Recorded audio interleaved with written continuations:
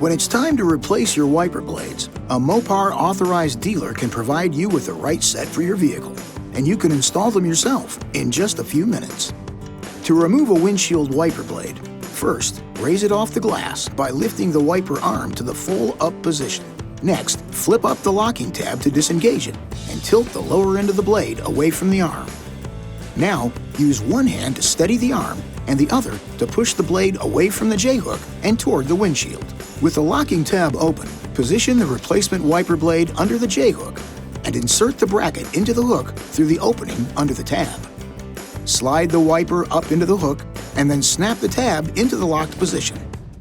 Now, just lower the wiper blade onto the glass and repeat the process for the other side. This video is not intended to take the place of your owner's manual. For complete details and other important safety information, please see your owner's information.